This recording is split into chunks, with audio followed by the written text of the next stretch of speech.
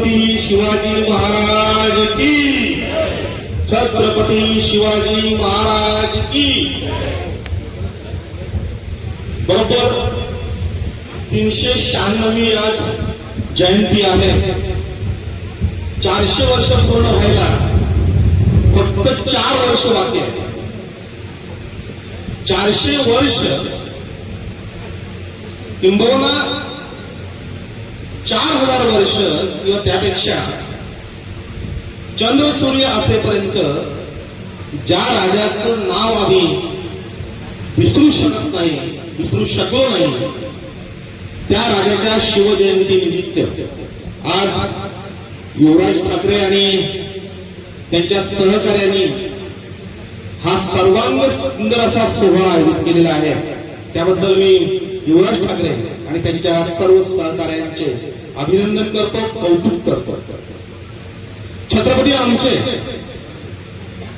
स्वराज्य उभारलं, एवढं काही उभारून ठेवलंय की आम्हाला त्यांच्या एकूण गुणांपैकी गुणांचा एक अंश जरी आम्ही घेतला तरी आम्ही कुठच्या कुठे निघून जाऊ।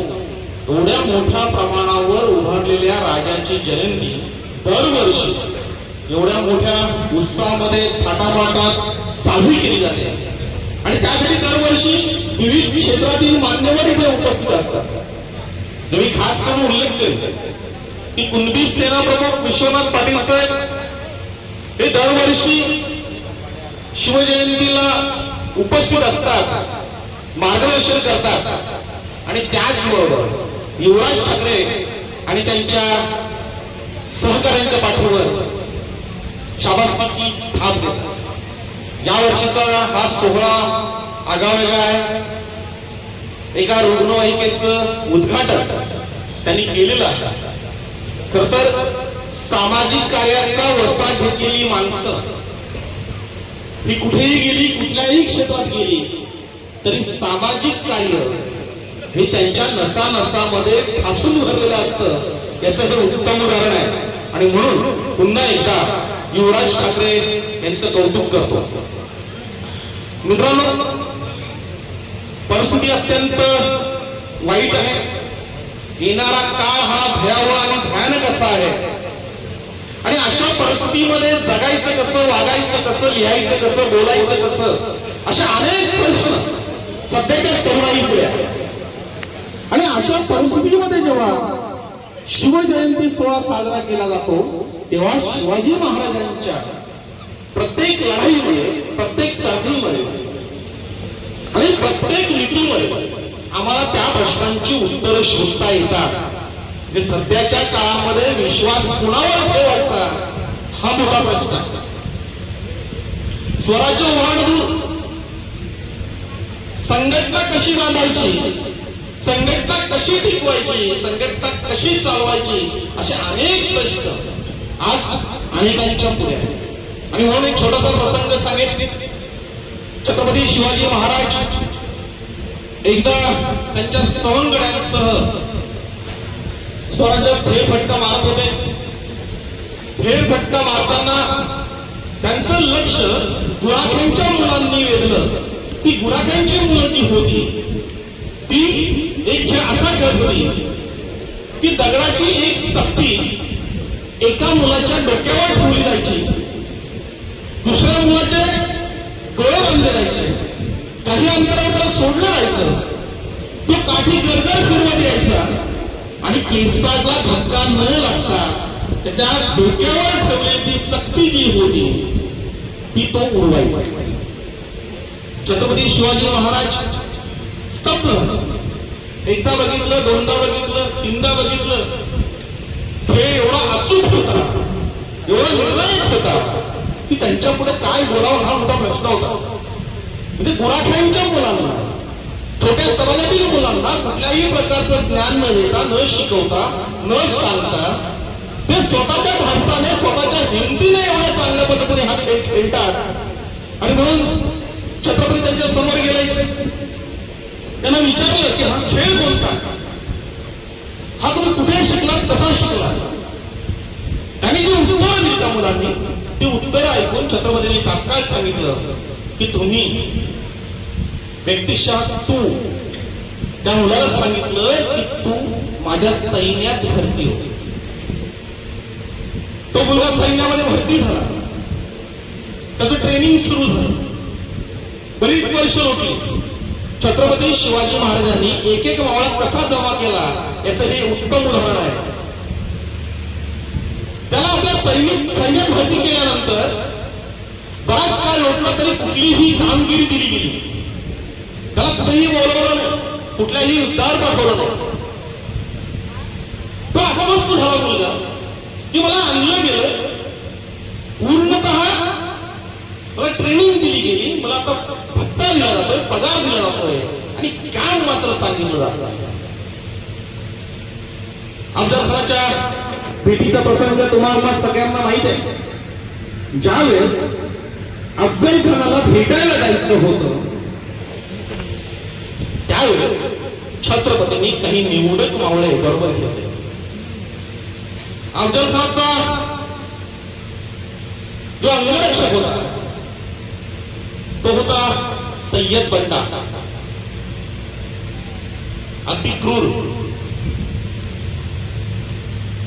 दानपट्टा चालवण्यामध्ये, संशय चालवण्यामध्ये तरबेज. छत्रपती शिवाजी महाराजांनी अफजल खानाच्या भेटीपूर्वी जे काही करायचं असतं ते सगळं नियोजन केलं होतं. म्हणजे आता आम्हाला जर काय करायचं झालं तर आम्ही तात्काळ निर्णय घेतो, आम्हाला जमेल तशा पद्धतीने आम्ही उड्या मारतो आणि आम्ही फसतो. छत्रपती तसे नव्हते. कोणाला बरोबर घ्यायचं, कोण कोणत्या जागी फिट आहे, कोण आपल्याला वेळी उपयोगी पडेल अशी माणसं त्यांनी जमा केली होती. आणि त्यावेळेस ते आपल्या बरोबर घेऊन गेले शिव. जे आपण आपल्या इतिहासामध्ये वाचतोय की होता जीवा म्हणून वाचला शिव. हा जिवाजी होता. या जिवाजीला ते बरोबर त्या घेऊन भेटीला गेले. ज्यावेळेस अंतर ठरवलं गेलं, तुम्ही या अंतरावर राहायचं, तुम्ही त्या अंतरावर राहायचं, दोघांची भेट, तो सगळा प्रसंग तुम्हाला माहिती आहे. त्यावेळेस सय्यद बंडा हा महाराजांवर चालून आला आणि त्याचा जर वार छत्रपती शिवाजी महाराजांवर झाला असता तर तिथेच इतिहास पालटला असता.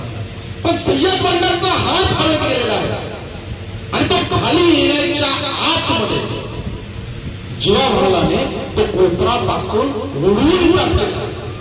एकच लढाई, एकच गोष्ट आणि एकासाठीच त्यांना वापरले. मी छत्रपतींच्या सगळ्या लढाया बघितल्या तर प्रत्येक लढाईमध्ये वापरला गेलेला सेनापती, वापरला गेलेला सैनिक हा दुसऱ्या लढाई वापरला गेलेला नाही. आम्ही जेव्हा संघटना उभारतो, संस्था उभारतो त्यावेळेस तीच माणसं वारंवार वापरली जातात. म्हणजे आपल्याकडे मी नेहमी सांगतो की नांगराचा जो बैल असतो तो नांगरासाठीच वापरायचा असतो. तो जर शरीराला पळवला तर शर्यत जिंकता येत नाही. तो टांग्याला चुकला, घोडागाडीला चुकला तर त्याचा काही उपयोग नसतो. ज्या ठिकाणी जी माणसं पाहिजेत ती माणसं निर्माण केली पाहिजेत, सांभाळली पाहिजेत, जोपासली पाहिजेत आणि योग्य ठिकाणी ती कामाला लावली पाहिजेत. याचं उत्तम उदाहरण छत्रपती शिवाजी महाराजांनी घालून दिले. म्हणजे आता आम्ही सर्व जे कोणी आहोत ते पुढच्या पिढ्यांची चिंता करतो. म्हणजे माझ्या पुढच्या पिढीचं काय होईल, म्हणजे मला माझ्या पिढीला जॉब देता आलं नाही, माझ्या पुढच्या पिढीला मी येऊ शकत नाही. आणि अशा परिस्थितीमध्ये छत्रपती शिवाजी महाराजांचे 13वे वंशज उदयनराजे भोसले आज हे खासदार, म्हणजे आताही ते राजे आहेत आणि त्यांची संपत्ती, त्यांची प्रॉपर्टी ज्यावेळेस ते निवडणुकीचा अर्ज भरत आहेत त्यावेळेस ते अब्जाधीश किंवा खरबपती सांगावे की त्याच्याच्या पुढचं सांगावं एवढी मोठी प्रॉपर्टी त्यांची. म्हणजे पुढच्या पिढ्या कशा सुरक्षित करायच्या हे आम्हाला शिवचरित्रात वाचायला मिळतं. संघटना कशी बांधायची, संघटना कशी जोपासायची, संघटना कशी उभारायची आणि ती कशी टिकवायची हे छत्रपती शिवाजी महाराजांनी आम्हाला सांगून ठेवलंय. आणि म्हणून त्यांच्या पावलावर पाऊल ठेवून चालताना किंबहुना त्यांच्या पावलावर पाऊल ठेवणं शक्यच नाही. तव तेजाचा एक अंश दे. छत्रपती शिवाजी महाराजांच्या समोर उभे राहिल्यानंतर आम्ही सांगतो तुमच्यामध्ये जे 100 पंचभूषक गुण आहेत ते सगळ्या गुणांपैकी एक पूर्ण गुण आम्ही आत्मसात करू शकत नाही. आम्ही करू शकतो तुमच्या एका गुणातील एक अंश. आणि तो जर अंश आमच्यामध्ये आला, आम्ही त्या पद्धतीने वागायला लागलो, तर आम्हीही आमचं स्वतःच का छोटं का होईना पण ते साम्राज्य उभं करू शकतो. आम्ही त्या पद्धतीने वागू शकतो, जगू शकतो. विश्वनाथ पाटील साहेबांनी चांगल्या प्रकारे संघटन उभारलं आणि ते चांगल्या प्रकारे दिशा देत आहेत. युवराज ठाकरे त्यांच्या पावलावर पाऊल ठेवून असे कार्यक्रम घडवून आणतोय. विविध क्षेत्रामध्ये तो नाव कमावतोय. अगदी आम्हाला युवराज तुझा अभिमान वाटतोय. तू खूप चांगल्या पद्धतीने तुझं काम चालू आहे. आज मी ज्या पद्धतीने तू हा कार्यक्रम आयोजित केलेला आहे त्या कार्यक्रमाला मी अंतःकरणापासून शुभेच्छा देतो आणि येथेच थांबतो. जय जिजाऊ, जय शिवराय.